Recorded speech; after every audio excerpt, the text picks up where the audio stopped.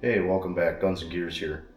Purchased a Vevor underseat car amplifier with subwoofer for my 2015 Toyota Highlander, and I decided to switch gears and went a different route.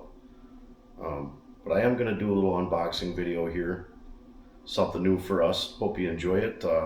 This subwoofer did come out of my own money. Vevor was not a sponsor of this, so I hope you enjoy the video and stick around. Please like and subscribe, and let's get into it. Alright, as you can see, it came in a box, not very big. To save some time, I did cut the box open already.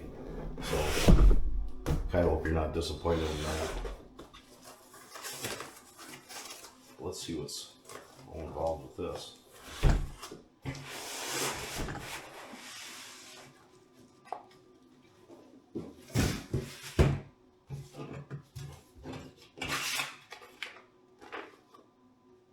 Of course, it looks like you get a manual with the amplifier. And it shows you what all your controls are. Oh. And it looks like it comes with an installation kit. Winner, winner, chicken dinner.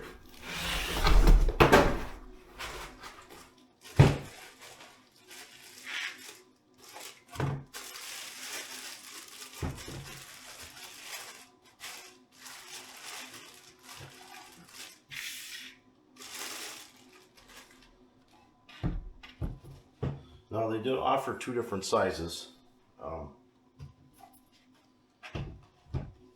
And the 10-inch 400 watt version was out of stock, so it looks like the 8-inch was the one that I ended up with.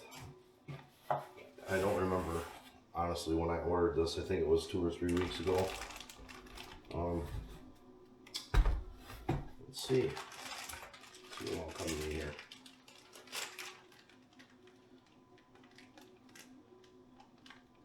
I'm not real sure. It says high performance, but this is some very, very, very thin wire. I'm not even sure that this is even good enough for this little amplifier. This is some, by car stereo standards, this is not even doesn't even qualify for speaker cable. This is pretty flimsy stuff there. Oh, what do we got here? Looks like a low-level converter. It's kind of handy. Most times that doesn't come with. What we got here? Bass knob, plastic. Okay. Do some mounting brackets. Looks like that might be a high-level speaker input. And a fuse for under the hood, which you'll definitely need. So with that wire being that thin, I'd be curious to see what size fuse that is. The general rule of thumb is your fuse will give you a pretty good idea of, multiplying it by the voltage will give you a pretty good idea of what the actual power output will be. And it looks to be like a 15 amp fuse, so this is probably good for 150 watts. Generally they say 10 volts times whatever your fuse is your wattage. So it looks like we have phase here, on off, low pass cut, bass boost, input gain, your plug-in for your bass remote, your high level inputs, your low level inputs, your fuse, power remote, and ground stack here. Seems to be well built. It's heavy. It's aluminum. Of course, you got your woofer here. It's very heavy. I'm curious to try this out. If I can find something in the house to hook a signal into this, I may very well do that because I have a power supply handy. I hope this is showing up on video. And then of course your detailed instructions. This looks to be like a generic set of instructions for possibly another brand of amplifier and subwoofer. I'm not sure, but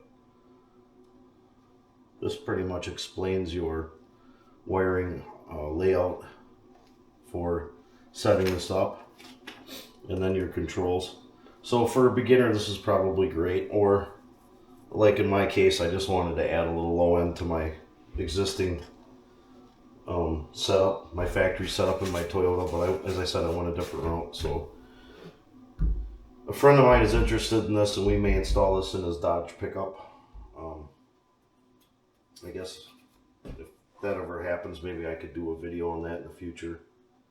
But yeah, I mean, for 80-90 bucks, this can't be all that bad.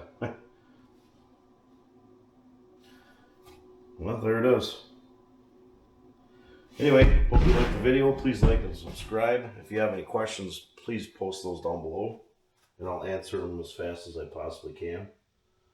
And hopefully we'll see you on the future video or the next one. Anyway, take care. We'll see you soon. Hey guys, welcome back. Guns and Gears. Alright, so I did come up with some temporary arrangements here to test this out. Got my 12 volt power supply here, and I've got the subwoofer hooked up to it. Now the wiring here is by all means not correct. It's janky and it's temporary. It's just to test it out. I do have the sub control hooked up, and I'm running currently the signal off this all band radio. I happen to have this in the house, so I'm just going to run a little test signal through there so you can hear it in the house. The power light on the amplifier is going to flash. Obviously it's starving for power with that little wire. We're not going to run it hard, just to try it out and let you hear it. The music is being Bluetoothed into this radio. It's royalty free, I don't know, something or other off YouTube. So just to give you a little taste of what it sounds like without the amp being hooked up.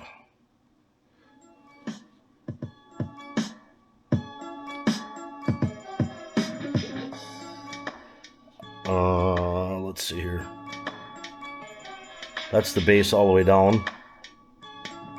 That's all the way up.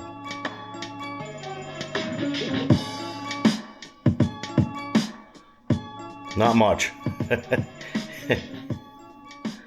Not much at all. Alright. Let's turn that down to 0. Turn that way down because this is a little bit higher signal than what it should be getting, but we'll be alright for a test.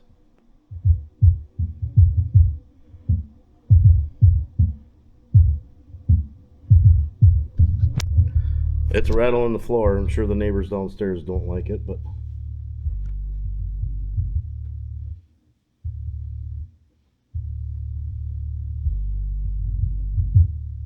right now the crossover is set at about 60, maybe 70 hertz. I think we could probably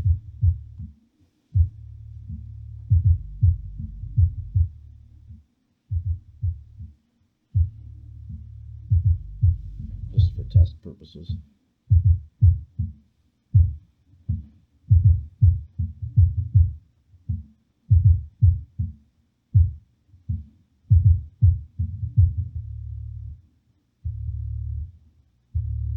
It's actually impressive.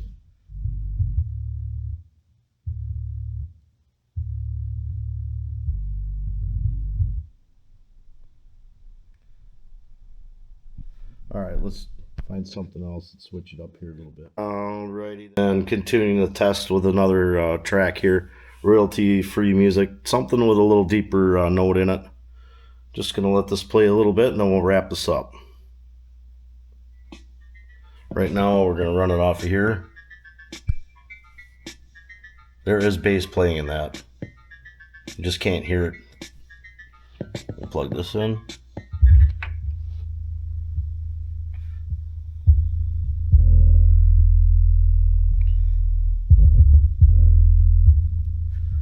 No, I'm not going to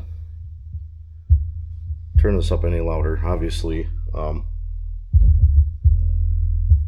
with that light dimming that way, those thin wires are stressing the power supply out pretty bad. But it's shaking the floor right now, without a doubt. And being in my living room, it's definitely going to add some low end to your vehicle. I'm impressed, Vevor. I'm impressed. For a stock radio, this is perfect. Anyway, I hope you guys enjoyed the little demo here and the unboxing of the Vevor 8-inch amplifier. I'm gonna guess it's probably 50-60 watts. It's way overfused, but for a factory radio, this is perfect. Anyway, I hope you guys enjoyed it. Please like and subscribe, and if you want to see more, let's hear it. Take care. We'll see you at the next one.